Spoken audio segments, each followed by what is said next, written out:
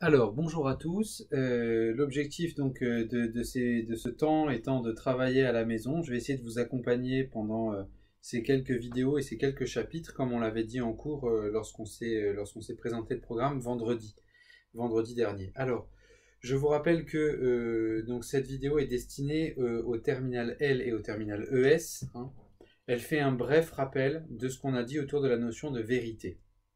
Pourquoi? Parce que toute la suite des vidéos, donc toute la suite des chapitres que vous allez travailler aussi par vous-même, à savoir l'histoire, la religion, puis on a dit qu'on le verrait un peu plus tard, l'art, hein, que je ne ferai pas en distanciel mais en présentiel. Ces trois chapitres-là ne peuvent se comprendre qu'à la lumière de ce que l'on a compris du chapitre sur la science et sur la vérité. En effet, j'ai choisi comme angle d'attaque cette année le rapport entre la science et ces disciplines-là. Par exemple, la science et l'histoire, avec la question qu'on va se poser pour les ES cette semaine ou qu'on s'est posé déjà avec les terminales L, l'histoire peut-elle être dite scientifique? Est-elle une science? Deuxièmement, le rapport compliqué, difficile entre la religion d'un côté et la science d'autre part, que nous vivons dans nos sociétés occidentales, dans nos sociétés, les sociétés que vous connaissez très bien, hein, ces débats que vous pouvez même avoir avec des gens proches.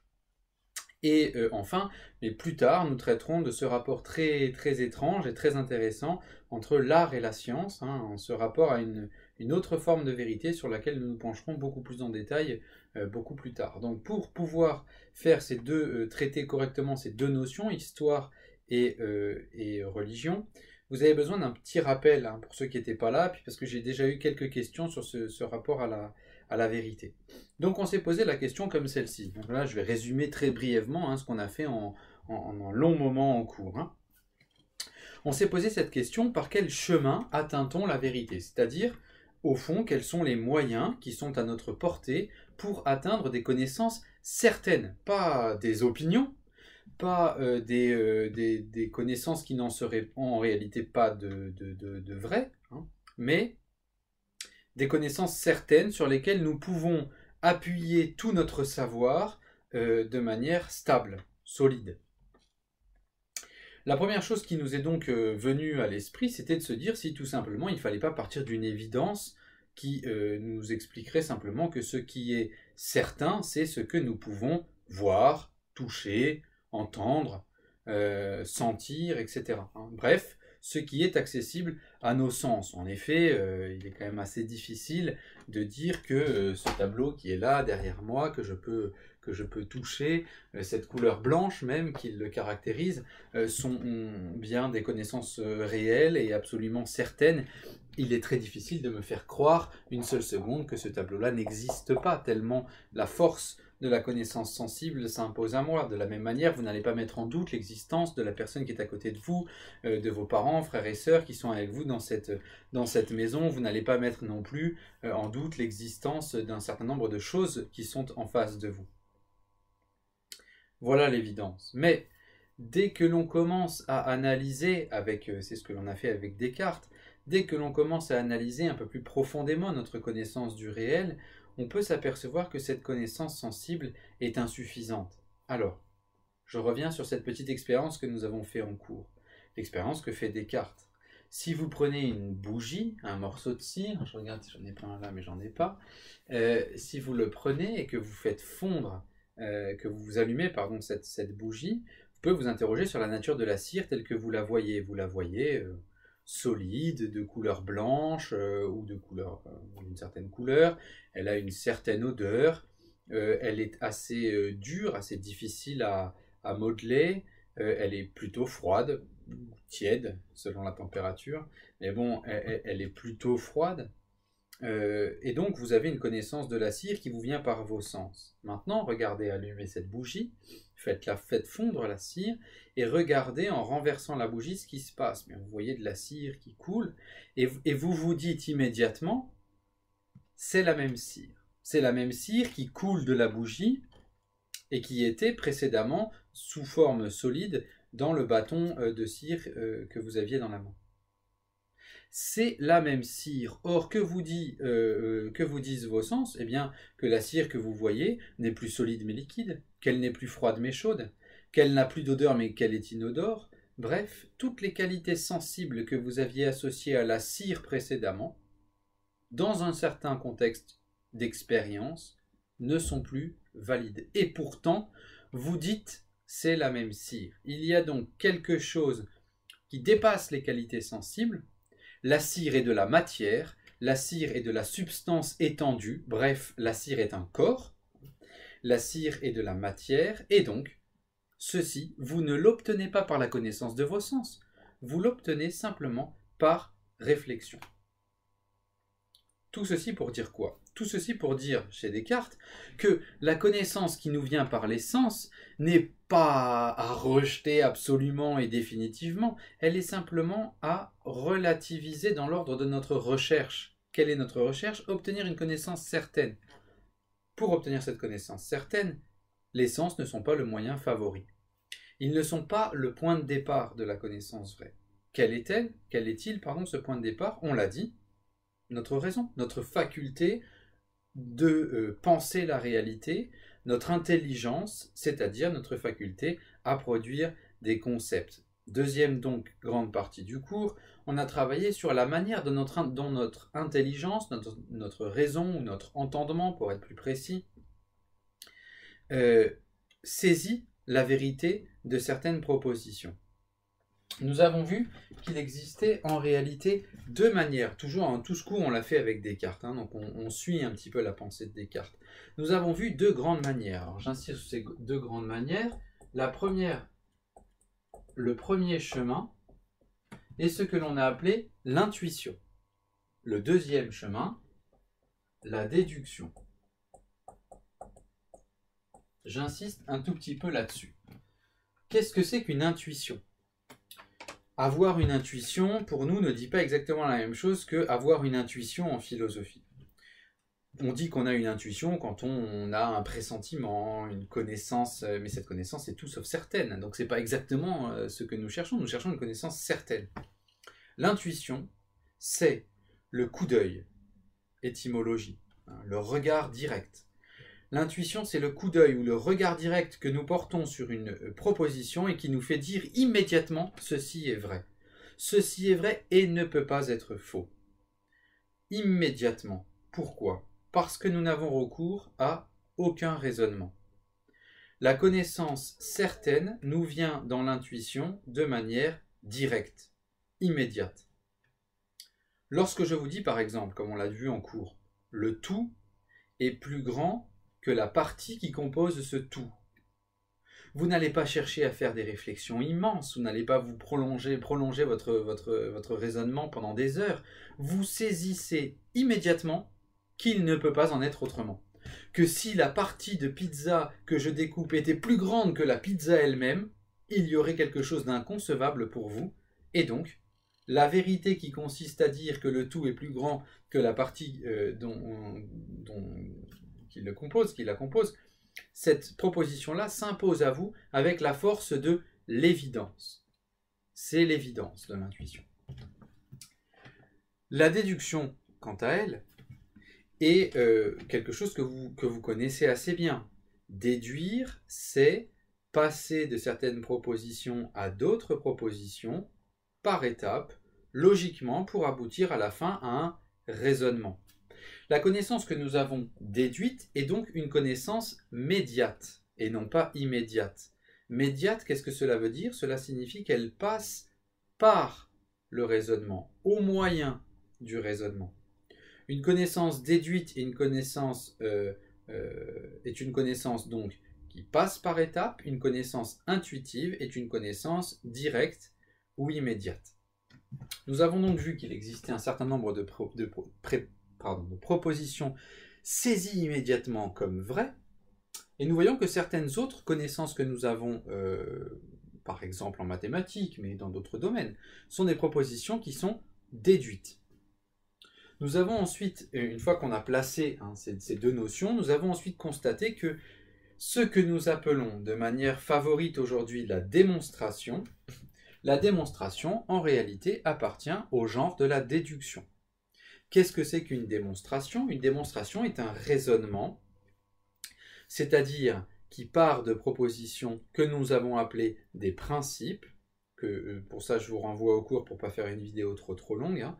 C'est-à-dire, on appelle principe les premières propositions des raisonnements qui ont la qualité d'une évidence, à partir desquelles nous allons progressivement aboutir à un raisonnement qui sera vrai et absolument vrai si et seulement si la déduction s'opère selon des règles strictement logiques valides et d'autre part si les propositions qui précèdent sont vraies.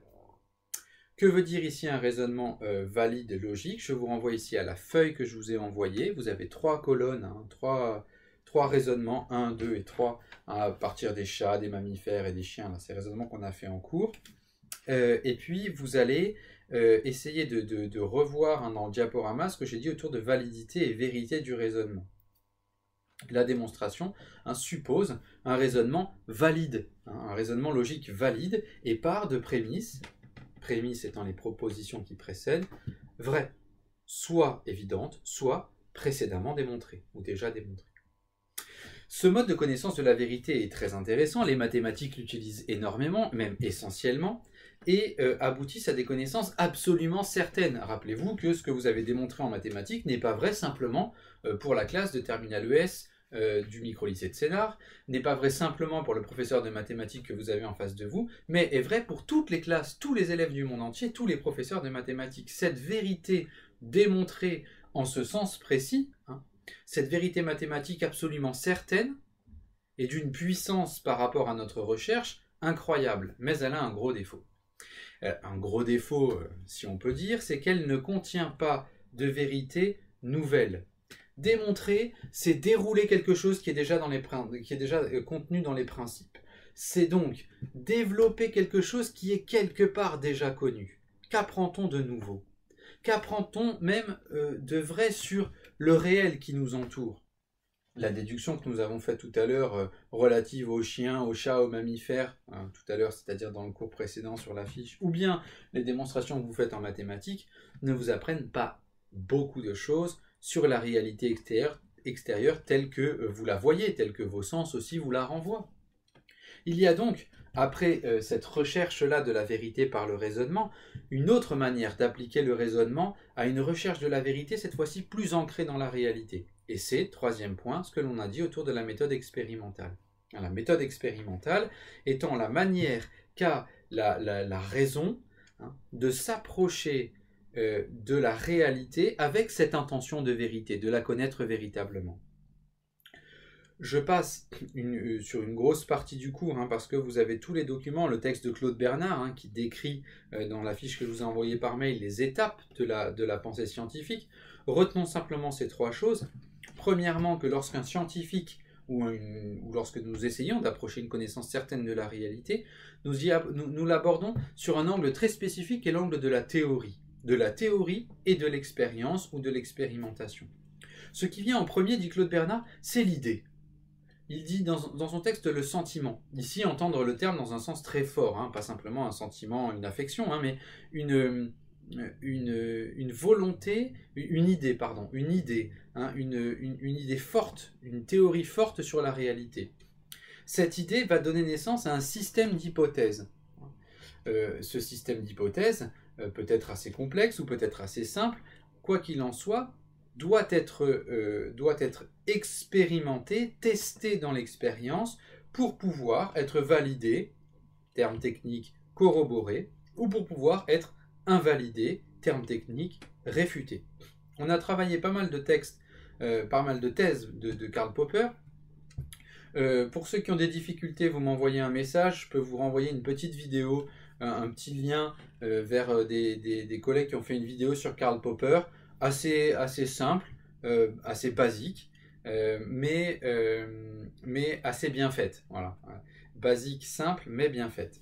Et donc, voilà, l'idée principale, hein, étant que la science, lorsqu'elle s'approche de la réalité, n'atteint pas la vérité absolue de la démonstration mathématique.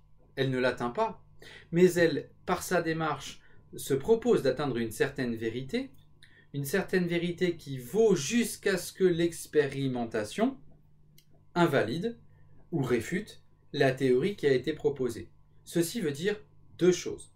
Premièrement, que ce que nous avons dit autour de la réfutation, avec Karl Popper, nous sert à déterminer les théories qui sont scientifiques de celles qui ne le sont pas. Il existe par exemple un certain nombre de théories que Popper a expérimentées scientifiquement et qui donc ont pu être réfutées, ou pour l'instant ne l'ont pas été. Mais elles peuvent être réfutées, elles sont donc scientifiques. À l'inverse, d'autres théories, celles que Popper a en tête, principalement celles qu'on a travaillées, le matérialisme historique de Karl Marx ou bien la psychanalyse de Freud, ne peuvent pas être réfutées parce qu'elles intègrent la réfutation à leur propre théorie. Elles ne sont donc, pour Popper, pas des théories scientifiques. Première chose que nous pouvons donc conclure de ce texte de Popper, ces thèses-là, on départage comme ça, scientifique ou non scientifique. Deuxième chose que nous devons conclure, c'est que la science, comprise comme science expérimentale, ne peut pas avoir sur la réalité une prétention à atteindre la vérité absolue de la chose qu'elle considère. Elle ne peut pas le faire. Et ceci est dit d'une belle manière par Victor Hugo, faisons un tout petit peu de littérature quand même en passant. Victor Hugo a cette très belle phrase qui dit que la science est l'asymptote de la vérité. C'est-à-dire qu'elle est comme cette courbe qui tend vers ce point de jonction avec l'axe des abscisses désordonnées, comme vous voulez, sans jamais vraiment l'atteindre. Et donc, la science expérimentale a cette recherche de la vérité relative à la réalité, sans jamais véritablement l'atteindre avec exactitude, sans l'atteindre jamais, ce qui fait que la science est précisément une recherche continuelle de théories nouvelles, de théories qui rendent encore mieux compte de ce que l'expérimentation nous donne à voir. Voilà, sur ces trois manières d'envisager la science, et donc son rapport à la vérité, c'est ces choses que vous devez avoir en tête maintenant quand on va travailler les chapitres donc sur l'histoire et sur la religion. N'hésitez pas donc à m'envoyer des questions par mail, puisque vous avez mon mail, et je vais y répondre de manière plus rapide par messages vocaux que je vous enverrai sur WhatsApp, et ce pour éviter d'écrire des mails toute la journée. Par contre, vous n'hésitez pas à poser des questions, même en message vocal, j'essaierai d'y répondre. Dans la limite, on essaie de se donner un temps pour travailler, on va essayer de ne pas trop dépasser les horaires, on ne va pas s'écrire et s'envoyer des messages le soir, ni trop tôt le matin. Simplement, ces vidéos ont aussi pour but de vous rappeler que voilà, je suis là pour vous aider à faire de la philosophie, mes collègues sont là pour vous aider dans les autres disciplines, donc n'hésitez pas, et surtout, même si nous sommes là en train de penser, d'élaborer une pensée, surtout faites vraiment attention à l'essentiel dans l'existence, qui est à la fois cette liberté de l'esprit et puis la santé de votre corps. ASICS, grande marque, Anima Sana in Corpore Sano, gardez bien cette âme saine dans un corps sain, faites attention à vous, prenez soin de vous, de vos proches, et puis moi je vous retrouve très vite dans de prochaines vidéos. Bonne journée à tous.